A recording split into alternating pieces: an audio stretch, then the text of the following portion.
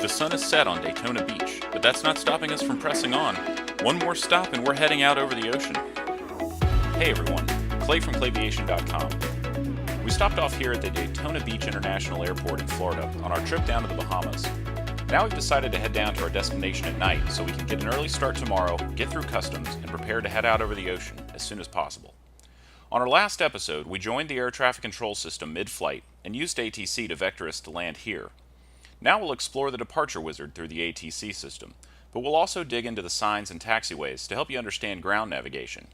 Then we'll enjoy our flight at night down to Palm Beach International, our last stop before crossing the ocean to the Bahamas. So I'm out here at the ramp. We've just finished pre-flight. Everything's looking good, so we can hop in the airplane. I got my flashlight out here, which really helps in the night operations. If you want to pull it up, just go over to the little left-hand menu here in the Airfoillabs Cessna 172 and click on Quick Start. And that's going to pull open an option for your flashlight. When you toggle that on, your mouse pointer basically becomes your flashlight for everywhere you look, which is really handy. Once we get inside, I'll show you how to turn this to red, which will help preserve the night vision just a little bit. For now, let's go ahead and hop on in, get this thing started up.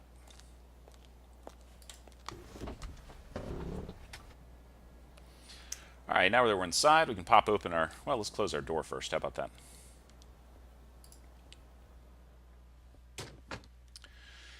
Now that we're in the cockpit, we might want to have this light turn a little bit more red than white, which probably doesn't help us in the sim, but it's nice for realism.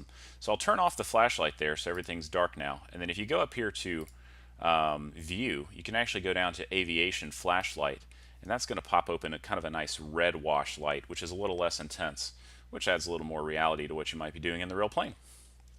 Let's get started up. Starting engine, throttle will open a 1/4 inch. Mixture idle cutoff. Propeller area is clear as I can tell. Master switch comes on. Flashing beacon comes on. And auxiliary fuel pump comes on. Mixture is full rich until we see a fuel flow here, which we have. Mixture comes out. Auxiliary fuel pump comes off. And we'll move our ignition to start. And mixture rich. Make sure throttle is 1,000, which it is. Oil pressure we'll check, is in the green. And the mixture, we're not going to lean for taxi. Starting engine check complete. After start, flaps retract. Got those here. Let's pull those up. Have those down for pre-flight. Avionics master comes on. Alright, now that we're running, let's go ahead and get some real lights on here. If you move down a little bit, you can see these two little knobs next to your throttle that say panel light and pedestal light. And if you just kind of turn those to the right, that's nice. Let's turn on this other one down below. Very nice. Nicely lit up. Now we can see everything pretty well. Radios are currently on. ATIS, we determined in a previous episode that the ATIS here at Daytona Beach for whatever reason doesn't work, so we're just going to talk to air traffic control once we get that going. And we're going to also get our altimeter there. That'll be in that process. Heading indicator, we're not going to set quite yet until we get our instructions from them. Transponder, we can now put to standby, which is on standby. And navigation lights on as required. So let's take a look at our navigation lights in this airplane. And if you go down to the row of lights down here, our beacon light is just this red rotating beacon.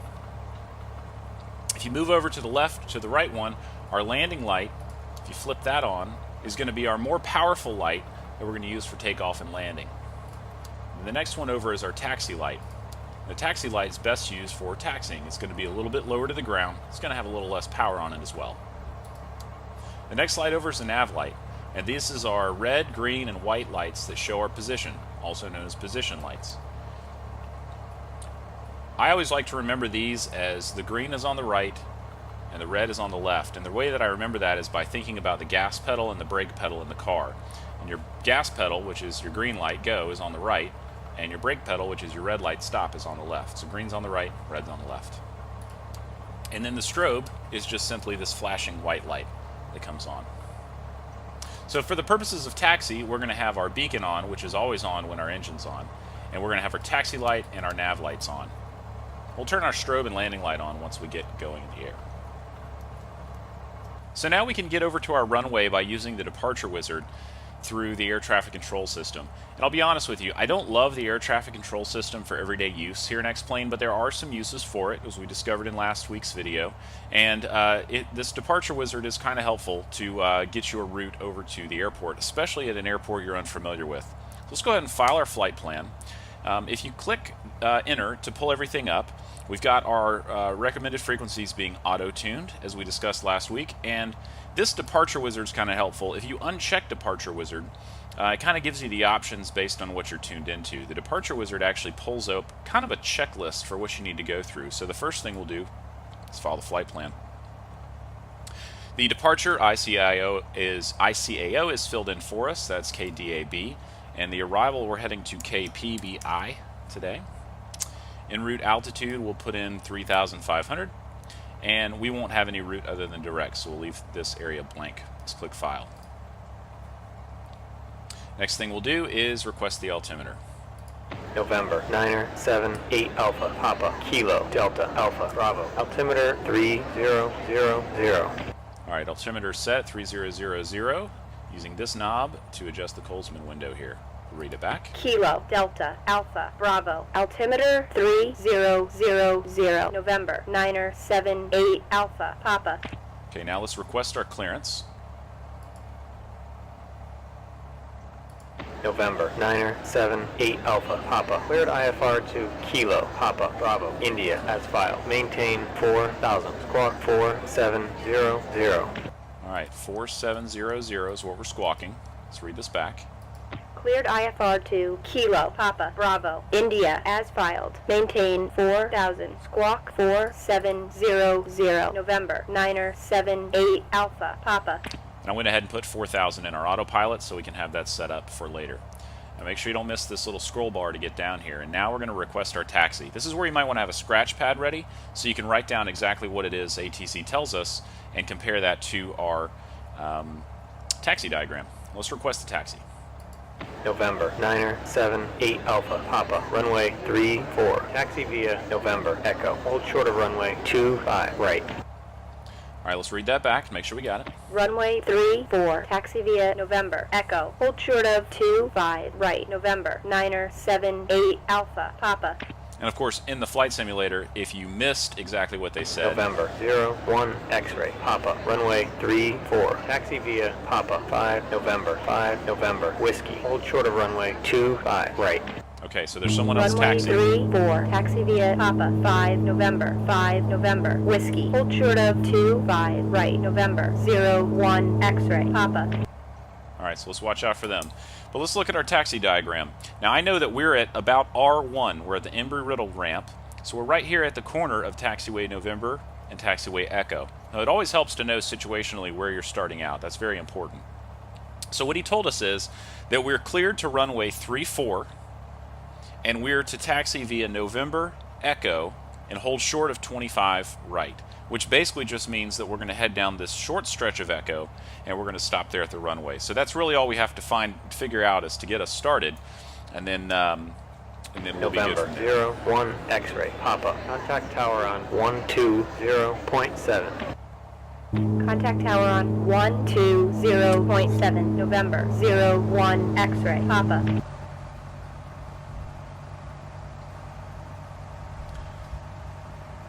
So now, by default, we've got our arrows alive here telling us where to go. Let's just stop for a moment, and I'll show you how to turn these off. If you don't want to have the arrows in, it's real easy to turn off. Go up to your settings, and over here in the General tab, you'll see this selection down here for Show ATC Taxi Arrows. We could just turn those on and off if we wanted to find it on our own. Especially at night here, and for illustration purposes, let's leave them on. It's real nice to find our way around with ease.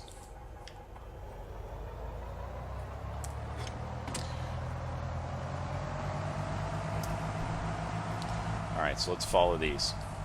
Now once we're established on a taxiway, we're going to see signs off to the side that are going to show us where we are and what's coming up. So here we are on November, and we're turning left here on Echo.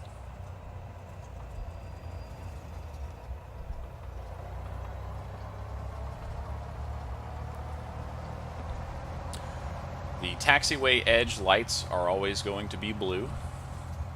We can see a sign here that says we're on Echo. November, Niner, 7, 8 Alpha, Papa. Contact tower on 120.7. Okay, we're going to contact tower now, and they're going to keep us going. Normally that's not how it works. Contact tower on 120.7. November, Niner, 7, 8 Alpha, Papa.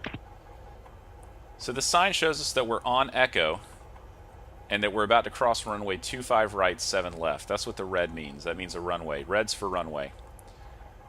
Now let's go ahead and check in with the controller and keep going. Tower, November, Niner, 7, 8 Alpha, Papa.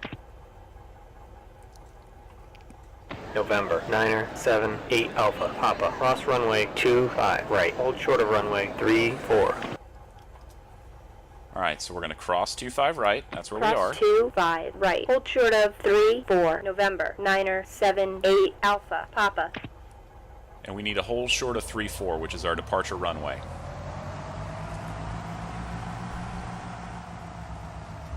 I always like to kind of lean out and kind of look left and right, make sure we're clear before crossing a runway, and then I like to kind of cross the runway with a little bit of haste. But let's stop right up here and let's look at this sign that's just off to our left here. This sign is showing us that we've got that we're on taxiway Echo, and taxiway Papa is what we're about to cross. And the way you know that is the E. The yellow E is on the black background, and that's how it tells you what you're on. And I remember that as, you know, on the black background, you're on the pavement. Papa. Cross runway 25 right. Hold short of runway 34.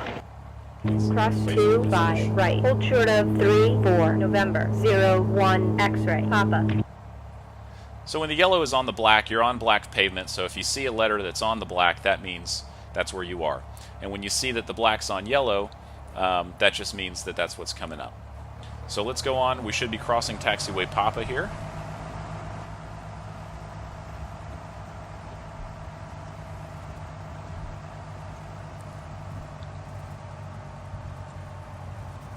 See off to our right that if we got onto Papa that we would be crossing a runway, so we have a runway off to our right.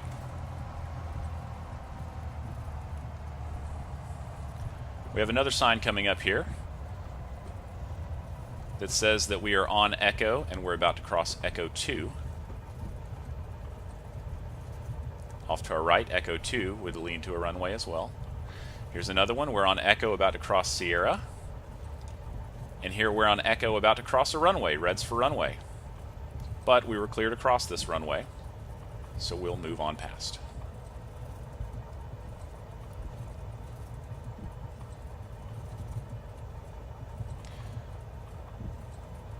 Now I know that we're not too far from our runway, so we're going to want to stop a little bit short and get a run up before we depart.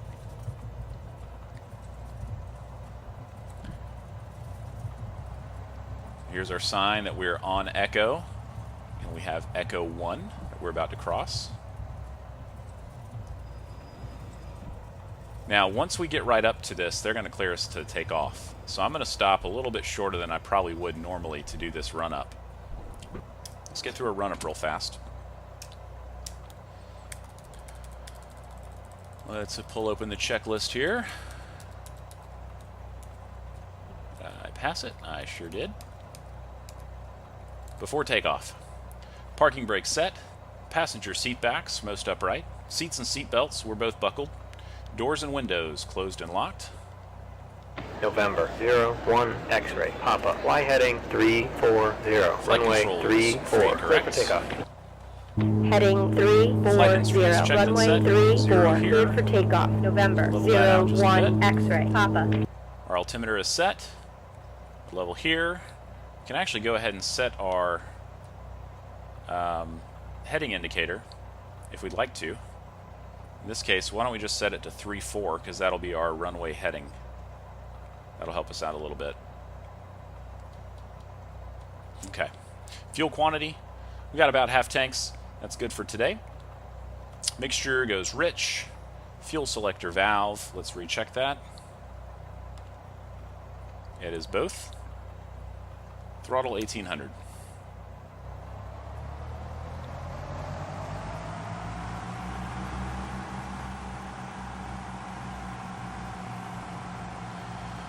All right. Magnetos, we'll check both of those. Check right, got a drop. Back to both, got a rise. Let's get that set. Checking left, got a drop. Back to both, got a rise. Our vacuum is in the green. Engine instruments and ammeter, we're all in the green. Annunciator panel's clear. And throttle, let's pull back to idle. Our radios are set, they're being auto-tuned for us. Nav GPS switch is set to nav. November 01 Our X-ray. autopilot Papa. is Contact off. center on 124.77. Make sure our trim is set for Contact takeoff. center on 124.77. And November brakes 01 release. X-ray. Papa. So let's go ahead and pull up and see if they clear us for takeoff here.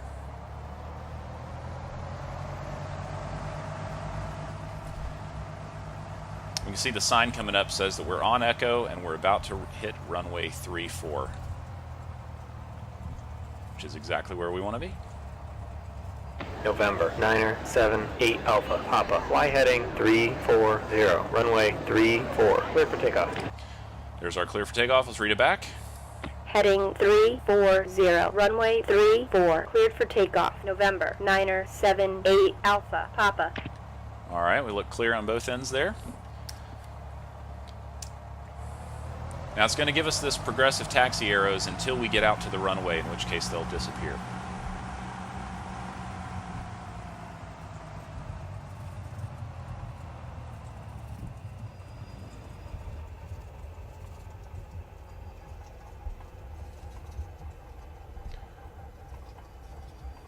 All right, let's light it up.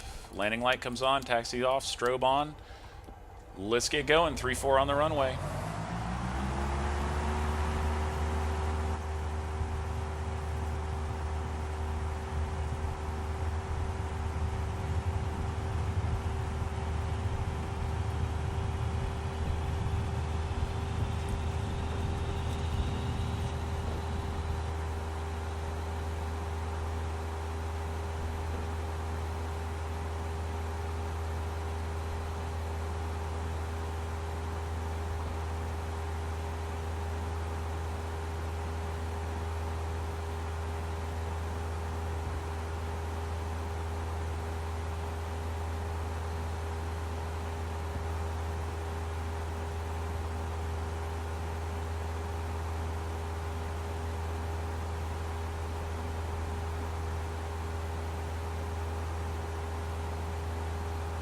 November 978 Alpha. Papa. Contact center on 124.77.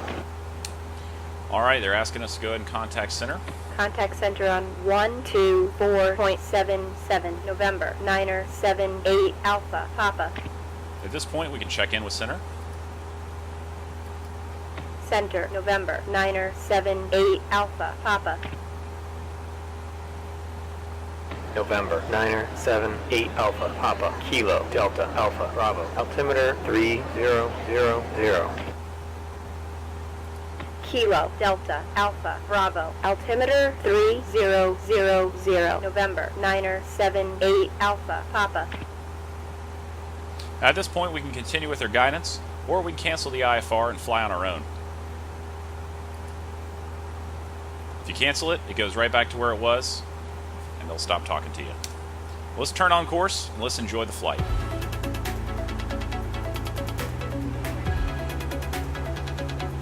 One thing to keep in mind when we're flying at night is that there are just so very few visual cues down below. Anything we can see is pretty much electricity. So it's important to keep that in mind when we plan what our route is. And in this case, flying down the coast, we're following I-95, which is this major interstate. And that's really helpful because we've always got a landing area should we need to put it down in an emergency situation. But then it also gives good situational awareness as we can check our map to how the twists and turns on 95 are looking, as well as the other airports we see along the way. And every airport's going to have a flashing beacon and many of the airports are lighted as well. I think in X-Plane, actually all of them, even the little airports, are lighted. It's real easy to navigate at night, and oftentimes you can see a good deal off, and it's really easy to spot the airports. So that is a lot easier than maybe flying in the daytime in X-Plane is. It might be a little bit tougher to see an airport if you're flying in the daytime. If you take a look at the sectional chart, you'll see that there are some areas that are colored yellow. And those are areas that are just simply more lit at night than the other areas. So when you're flying at night, these lighted areas are going to be a little bit more prominent as you go into them. You know, as we plan a route in a night flight, we want to try to keep as many lights under us as we can. In the daytime, it's nice to fly over nice open, flat fields perhaps, as it's a good area to put it down if we were to lose our engine. But at the nighttime, those big open flat fields just look like blackness below. And when you look down and you see nothing below you, well, it could be a nice big open field, or it also could be woods, or it also could be a lake. So it's really hard to tell. At night, what we know is that we can see our lighted runways and we can see our lighted roadways. So as much light as we can keep in view as possible makes for a better route, even if we have to go a little bit out of our way.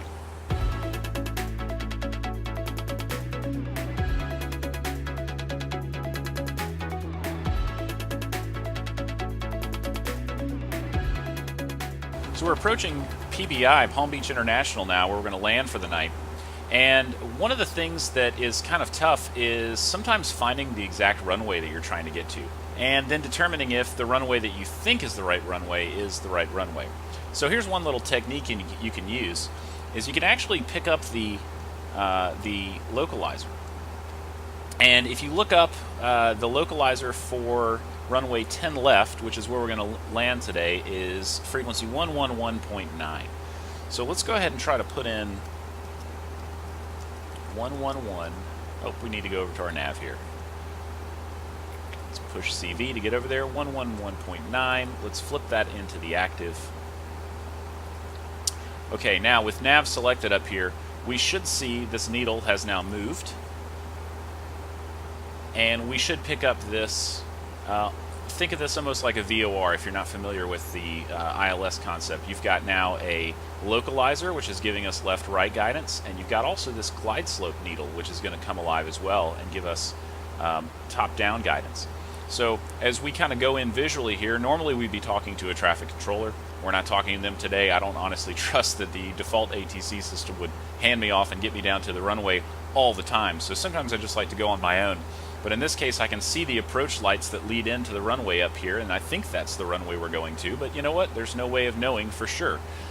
Theoretically, we could overfly the airport and enter a traffic pattern, but that's not always the most feasible or maybe the desirable option for you when you're flying in the simulator. So in this case, we're going to approach this runway up here, and we're going to use our localizer and glide slope just to give us a little bit of backup redundancy data as we approach here.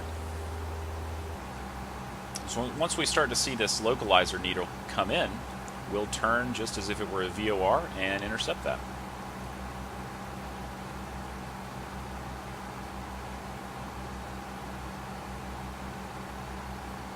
And you can see that unlike a VOR, turning this course deviation indicator doesn't actually change the course of it, but it is helpful to have it up top so you can see exactly which course you're tracking at all times. As we look off to our left here, we should be able to see this localizer start swinging in any moment. We're close to the runway, which means that it's going to be very sensitive. So once that starts turning, once it starts coming in, it's really going to come in quickly. There it comes. So I'm going to go ahead and turn. And we're probably going to disengage the autopilot and hand fly this in just a moment here. But that localizer is lining up rather nicely. Disengage. We're going to go ahead and slow up and add some flaps. I'm sure at a big airport like this, they'd want us to keep our speed up a little bit, and we've got a ton of runway to land on, so we're good there. Go ahead and put our first notch in, below 110. Now, if you see, the glide slope needle here is coming in from the top, which means that right now we're below glide slope, so we could actually stand to be a little higher. So what I'm going to do is just add a little, keep my power in a little bit more. and wait for that glide slope to come down. Once that needle comes down right to the center, I'm going to start following that down and descending a little bit more. Right now I don't want much of a descent rate in while I'm low on that glide slope. And you can see we need to turn a little to the left to get aligned with the runway, and sure enough our localizer needle is a little bit left as well. So in instrument flying, we'd actually fly a ILS approach, which would use this instrument to fly us all the way down to a couple hundred feet above the runway when the weather conditions are rougher. But in this case, it's really nice to use just to give us a little bit of guidance to back up our visual descent as well. Now our glide slopes come in, so we should start a nice descent.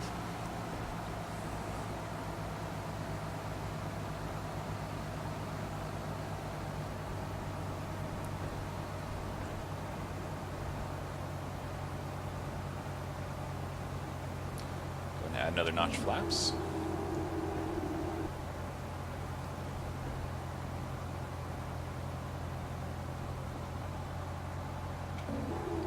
Last notch of flaps in here. Let that airspeed get too low on us here. Looking to fly about 65 on approach.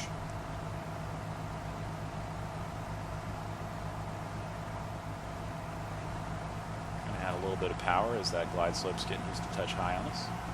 But again, this is a visual approach, so that's just good guidance. It doesn't have to be perfect. We've got plenty of visual reference outside of us. You want to see how that needle ebbs and flows. And in instrument approach, we would want to make sure that that doesn't get much deflected. In this case, plenty of visual cues to get us down.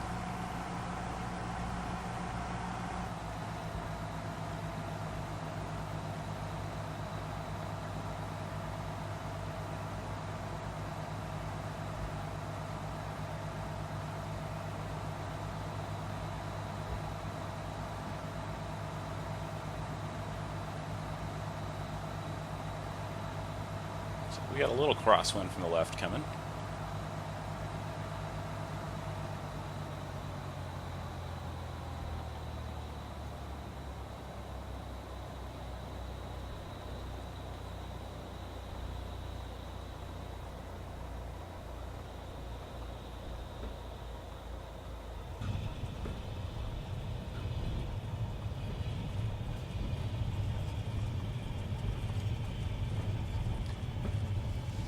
And welcome to Palm Beach International. We're gonna get our gear ready and get through customs when they open up and get ready for the flight. Join us next week for our flight to the Bahamas. We're actually gonna cross the ocean and we're gonna mess around with the random failures a little bit, spice things up and see if we can't make things a little bit more interesting with some failures as we cross the water. Make sure you subscribe to the channel, like this video, let me know you're watching, and leave me a comment if you feel so inclined. Subscribe check complete. Until then, enjoy your flying.